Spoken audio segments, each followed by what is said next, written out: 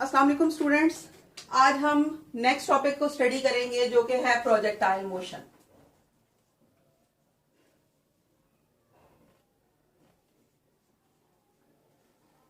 Projectile motion क्या होती है?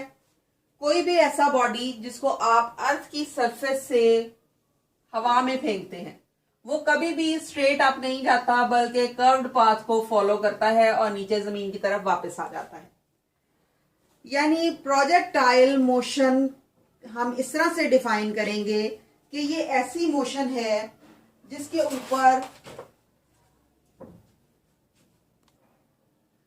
सिर्फ ग्रेविटेशनल फोर्स और इनर्शिया एक्ट कर रहा है।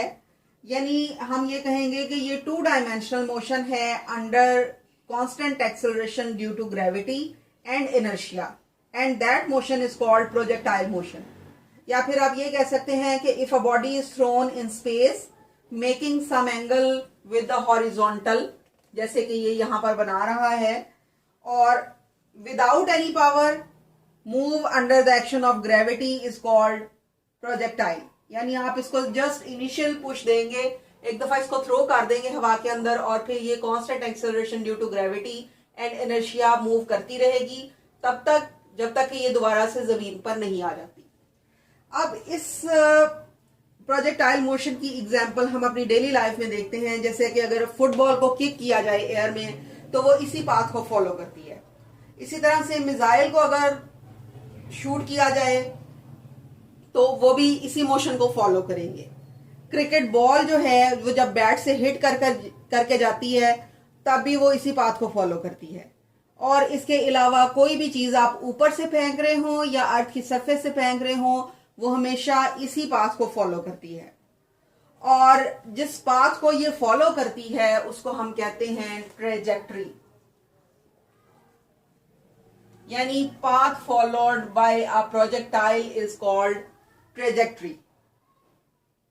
प्रोजेक्टाइल मोशन वो है जो कि constant acceleration due to gravity और इनर्शिया के अंडर हो रही है और 2 डायमेंशनल मोशन है। अब यहां हम इसके लिए इक्वेशंस ड्राइव करेंगे और इसके लिए हमें ये देखना है कि एक्सेलरेशन इन एक्स डायरेक्शन हमेशा 0 होता है। क्यों 0 होता है? क्योंकि ये अगर एक्स और वाई के दरमियान हम लें मोशन को, क्योंकि ये 2 डायमेंशनल मोशन है इसलिए हमने 2 एक्सिस में ड्रॉ किए हैं, तो यहां से हमने इसको दी है इनिशियल वेलोसिटी। यानी यहां हम इसको 2 कंपोनेंट्स में रिजॉल्व कर सकते हैं, वी आई एक्स और वी आई वाई। इसी तरह से डिफरेंट पॉइंट्स के ऊपर ये है v I x and this is v i y. यहां पर जब ये पहुंचता है तो यहां पर सिर्फ वी आई एक्स एग्जिस्ट कर रही है जबकि v i y equal to 0 है।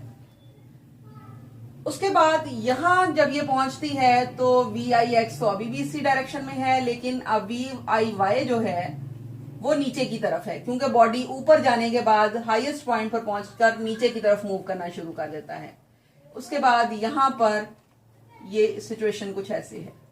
यानी वाई डायरेक्शन की वेलोसिटी चेंज हो रही है लेकिन एक्स डायरेक्शन की वेलोसिटी चेंज नहीं होती क्योंकि इसमें ड्यूरिंग मोशन हर जगह पर x component of velocity same direction में है जबकि वाई कंपोनेंट की डायरेक्शन चेंज हो रही है। इसलिए वी आई एक्स जो है इसको हम कांस्टेंट लेते हैं और चूंकि इसमें कोई चेंज नहीं आ रहा तो rate of change of velocity को हम कहते हैं एक्सेलरेशन। तो यहां पर एक्सेलरेशन प्रोड्यूस नहीं होगा क्योंकि वी आई एक्स कॉन्स्टेंट है। उसके बाद हमने एक्सेलरेशन इन वाई डायरेक्शन देखना है। जब ये ऊपर की तरफ मूव करेगा तो ये under the action of gravity move करेगा। यानी ऊपर मूव करते हुए बॉडी के लिए नेगेटिव साइन और एक्सेलरेशन को हम कहेंगे ग्रेविटेशनल एक्सेलरेशन। इसका मतलब ये है कि जब हम हॉरिजॉन्टल डिस्टेंस को कैलकुलेट करेंगे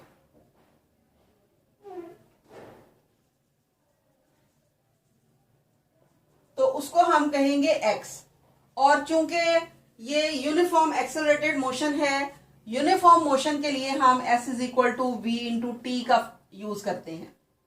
यानी ये है इक्वेशन फॉर यूनिफॉर्म मोशन। यहां हम डिस्टेंस ले रहे हैं इन एक्स डायरेक्शन और वी आई हम ले रहे हैं इन एक्स डायरेक्शन और टी को इसके साथ मल्टीप्लाई कर रहे हैं।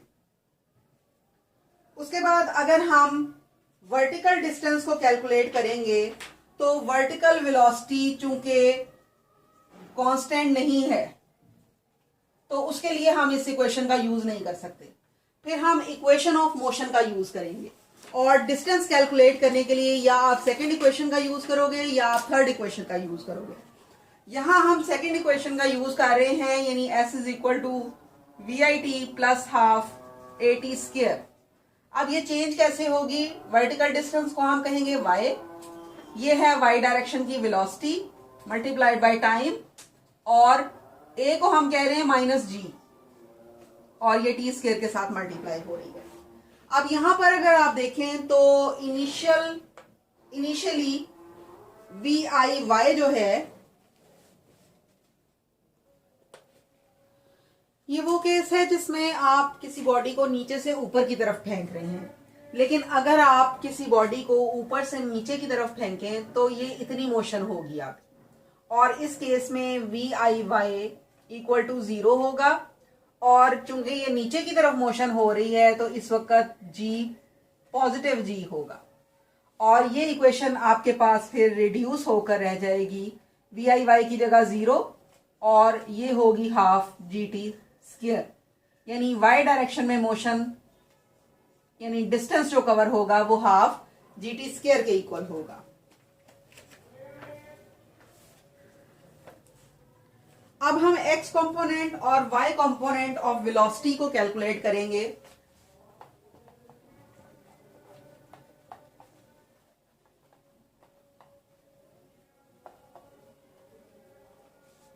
इनिशियल वेलोसिटी का x component v I cos of theta के इक्वल होगा और इसी तरह से इसका y component v I sine of theta के इक्वल होगा।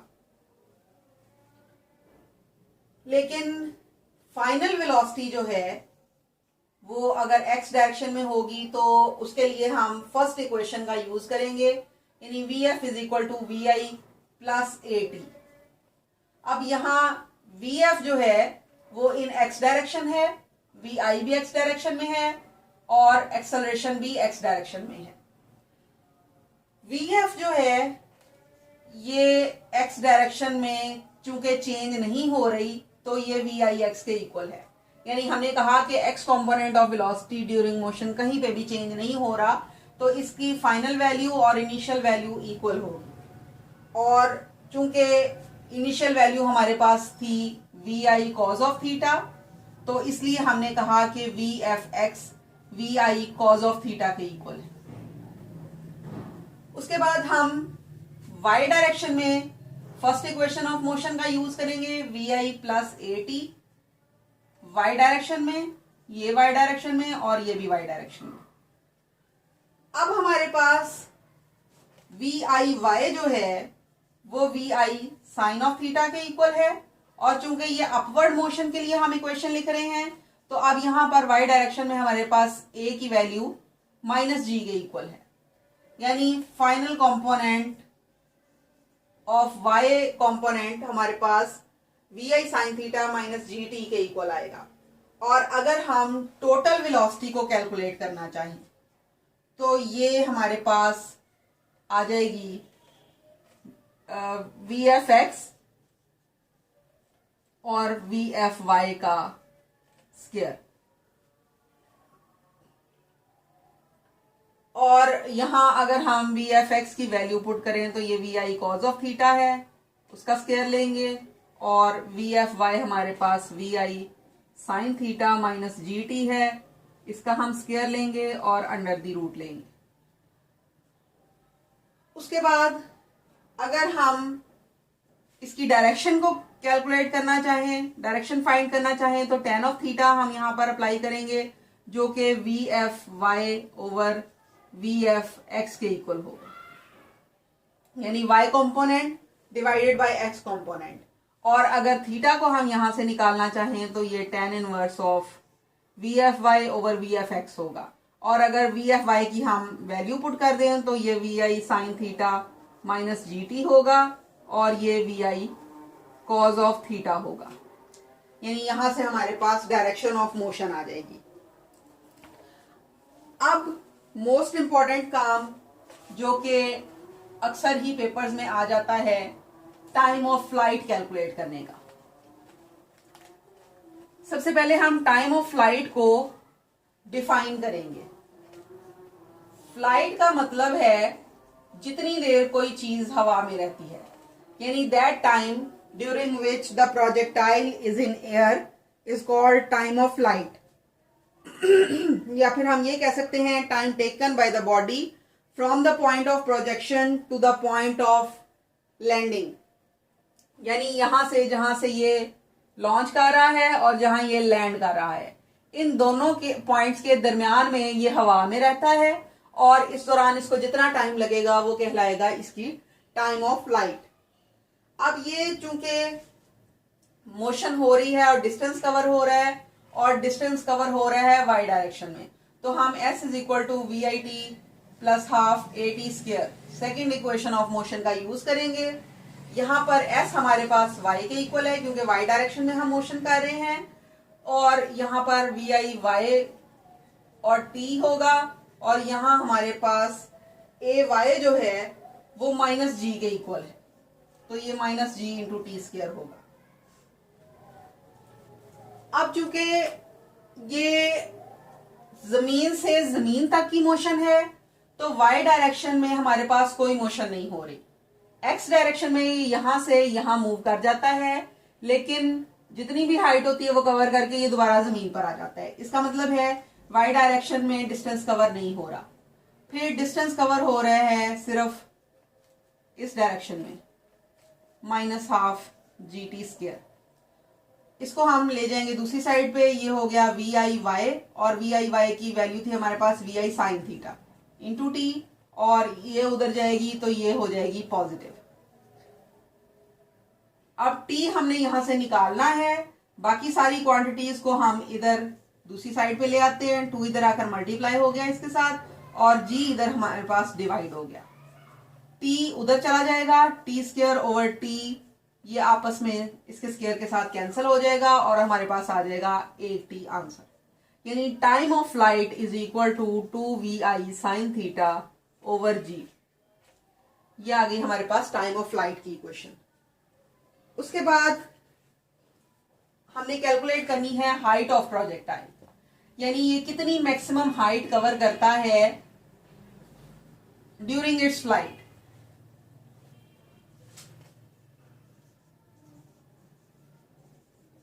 हाइट ऑफ प्रोजेक्टाइल कैलकुलेट करने के लिए हम थर्ड इक्वेशन का यूज करेंगे, 2as is equal to V F square minus V I square. अब यहां चूंकि सारी मोशन हो रही है y डायरेक्शन में, क्योंकि हाइट हमेशा वर्टिकल डायरेक्शन में होती है, तो यहां पर हम y डायरेक्शन की मोशन को कैलकुलेट करेंगे। यहां बल्कि हम इसको हाइट कह रहे हैं तो इसलिए कैपिटल H इसको लिखेंगे, और ये भी चूंकि y डायरेक्शन की मोशन है, ये भी y डायरेक्शन में है, इसलिए हमने इसके सारे के y कंपोनेंट को कंसिडर किया। अब VFY जो था ये 0 था, और VIY हमारे पास VI साइन ऑफ थीटा था, तो ये हमने इसका स्क्वायर कर दिया, और एक्सेलरेशन था नेगेटिव g y डायरेक्शन में, और ये इक्वेशन हमारे पास बन गई -2gh is equal to minus V I square sine square theta. अब यहां से हमने चूंकि सिर्फ h को निकालना है तो हम बाकी इक्वेशन को दूसरी साइड पे ले जाएंगे, -2g। ये नेगेटिव साइन और नेगेटिव साइन आपस में कैंसिल हो जाएगा, और हमारे पास आ जाएगी हाइट की equation equal to we I square sine square theta over 2g। उसके बाद हम कैलकुलेट करेंगे horizontal range. Range of projectile is very important. अक्सर ही ये पेपर्स में शॉर्ट क्वेश्चन के तौर पे आ जाती है, और लॉन्ग क्वेश्चन में इस तरह से आपको 2 या 3 चीजें कैलकुलेट करने के लिए आ जाएंगी, जैसे हाइट ऑफ प्रोजेक्टाइल और टाइम ऑफ फ्लाइट कैलकुलेट करने के लिए आ जाएगा। रेंज ऑफ प्रोजेक्टाइल क्या होती है? एक्स डायरेक्शन में लॉन्चिंग पॉइंट से लैंडिंग पॉइंट तक का distance in horizontal direction is called range of projectile. यानी distance the projectile covers in the horizontal direction is called horizontal range. या फिर आप ये कह सकते हैं कि it is horizontal distance from point of projection to the point of launch. और इसके लिए चूंकि एक्स डायरेक्शन की हम बात कर रहे हैं तो एक्स डायरेक्शन में हमने इक्वेशन कैलकुलेट की थी वी आई एक्स इंटू टी। अब यहां पर जो एक्स डायरेक्शन में डिस्टेंस कवर हो रहा है उसको हम कह रहे हैं रेंज, और एक्स डायरेक्शन में जो वेलोसिटी है वो V I cos of theta है, जबकि टी की वैल्यू हमने यहां कैलकुलेट की थी 2vi साइन थीटा ओवर जी। अब यहां जब हम इसको मल्टीप्लाई करेंगे तो ये बन जाएगा 2vi square sine theta into cos theta over g. और ये मैथ की एक आइडेंटिटी है कि 2 sine theta cos theta equal होता है साइन ऑफ 2 थीटा। तो यहां हम vi स्क्वायर को ऐसे ही उतार लेंगे, 2 साइन थीटा कॉस थीटा को कंबाइन करके उसको हम साइन 2 थीटा लिखेंगे और डिवाइड हो रहा है ये जी के साथ। यानी range of projectile is vi square sine 2 theta over जी। अब हमने कंडीशन निकालनी है फॉर मैक्सिमम रेंज।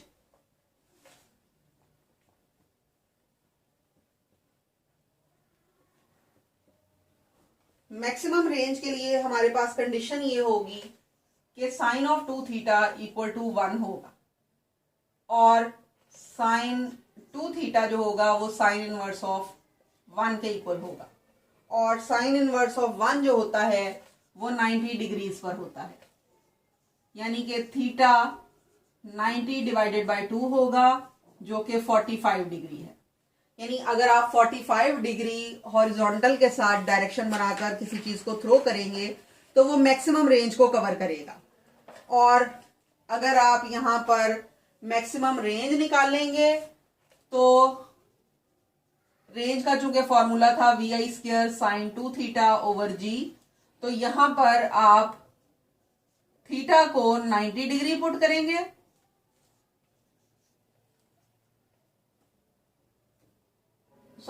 थीटा को 45 डिग्री पुट करेंगे और ये मल्टीप्लाई होकर हो जाएगा साइन ऑफ 90 डिग्री, और साइन ऑफ 90 चूंकि 1 होता है तो ये vi स्क्वायर ओवर जी आपके पास मैक्सिमम रेंज की वैल्यू आ जाएगी।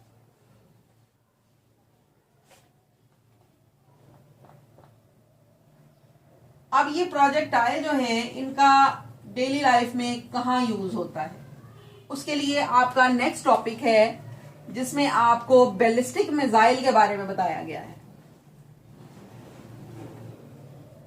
बैलिस्टिक मिसाइल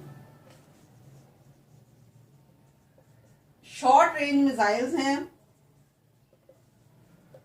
और ये सिर्फ इनको इनिशियल पुश देना पड़ता है, उसके बाद इनके ऊपर किसी किस्म की एनर्जी हमें अप्लाई नहीं करनी पड़ती, बल्कि ये इनर्शिया और ग्रेविटेशनल एक्सेलरेशन के अंडर आगे की तरफ भी बढ़ते हैं और नीचे की तरफ भी आते हैं।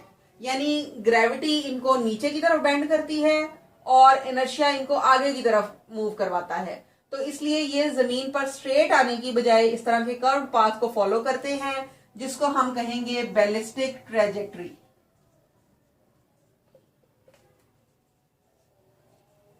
यानी ये प्रोजेक्टाइल मोशन की ही एग्जांपल है बैलिस्टिक मिसाइल, जिसको हमें इनिशियल पुश देना पड़ता है और उसके बाद ये ड्यू टू इनर्शिया और ड्यू टू ग्रेविटेशनल पुल आगे की तरफ और नीचे की तरफ मूव करता है। और सिंपल सी डेफिनेशन हम इसकी ये करेंगे कि ये अनपावर्ड और अनगाइडेड मिसाइल हैं जिनको हम बैलिस्टिक मिसाइल्स कहते हैं।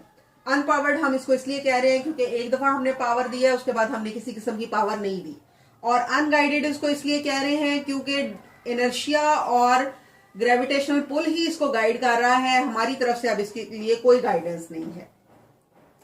अच्छा, अब ये मिसाइल्स जो हैं ये वारफेयर के लिए यूज होते हैं, जंगों में जंगी मकासद के लिए यूज हो सकते हैं, और खास तौर पे अगर ये एम्प्टी स्पेस के अंदर चल रहे हों तो इनकी मोशन और इनका निशाना जो होता है वो बड़ा एक्यूरेट होता है।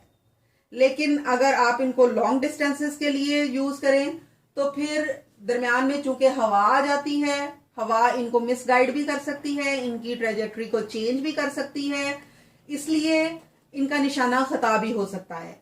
तो लॉन्ग डिस्टेंसेस के लिए हम इस किस्म के मिसाइल्स को प्रेफर नहीं करते, हम इसको सिर्फ शॉर्ट रेंजेस के लिए यूज करते हैं और ये बड़े ही एक्यूरेट रिजल्ट देता है फॉर शॉर्ट रेंजेस।